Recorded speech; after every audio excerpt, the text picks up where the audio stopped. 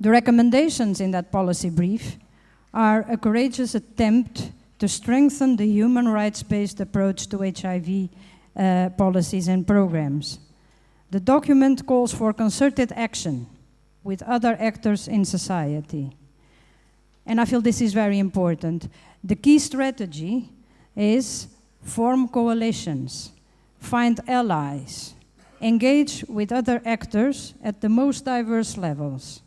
I would like to quote one of the recommendations because it summarizes so concisely this thinking. And I quote, "A collaborative effort in partnership with global health and development bodies, human rights bodies, and legal institutions is necessary to identify and repeal existing criminal laws and other policies targeting LGBT communities." A collaborative effort. I couldn't agree more. And in fact, I think that is the message that I want to stress in these few words I'm saying. I'm not saying that it is easy to do that. We all might overlook potential allies. We see that in our own practice as a development organization. We often fall back on the same circle of those we know and trust, and that's only human. But I think that we need to look further. We need to take a broader look at civil society to realize our agenda. We have a duty to engage other donors, to invest more in MSM and transgender work. We should look, I guess, at the human rights movement. We could look at the achievements of the women's movement. There is a common agenda there based on principles of human dignity. And that agenda should and could be developed for the advancement of the sexual emancipation of all people, regardless of their sexual propensities or gender identity.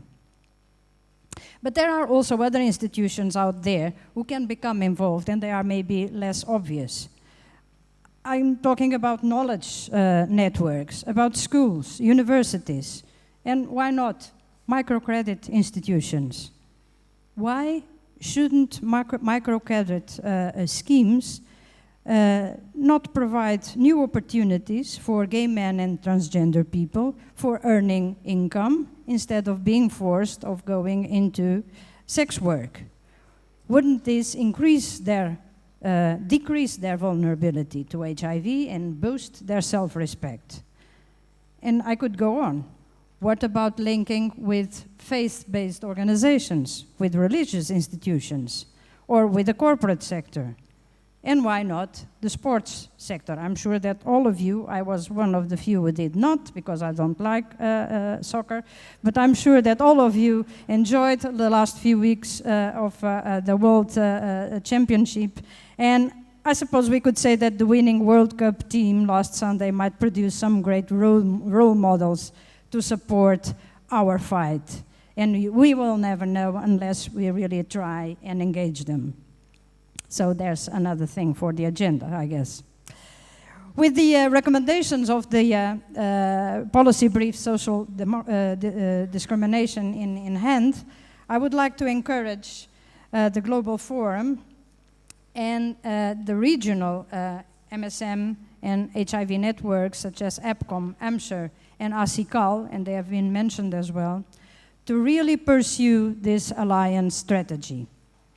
For example, organize roundtables in Africa, Asia, and Latin America. Hivos will facilitate that work, be sure of that. So let's bring together all kinds of actors, not just the usual suspects, and push them into translating these recommendations into concrete action, of course with respect and regard for the local context. I do think that this is really one of the most important roles of these networks. And that's why advocacy organizations like yours are so important. And APCOM's last year's work, I don't know where is Shiv, but I'm sure he's around there. There you go. Your work in this respect was really a great example to us all. And I hope that that example can be followed. So let that be a start. Others should be welcome to join and take the initiative further. And I can tell you again, and forgive me for keeping talking about Hivos, but we are proud of what we've been doing. You can count on Hivos. We have been supporting all these organizations and networks I've just mentioned, and Hivos is also engaging with the country coordinating mechanisms and the Global Fund to ensure that active participation of MSM and transgender groups in the CCMs is ensured. I am proud to say that in the last 2 years, about 16 organizations supported by Hivos have become members of CCMs. So I do think that there is already, as was mentioned by Michelle, some work being done there. I would like to conclude by saying, be heard. Yes, but also be loud. Don't let society and the establishment push you aside. Stand up, be visible, and claim those human rights. There's a great potential of activists and professionals on MSM and HIV here today.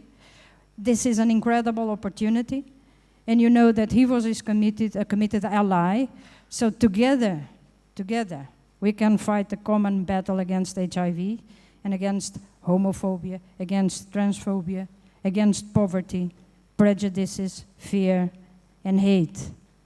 Yes, we can. Remember that.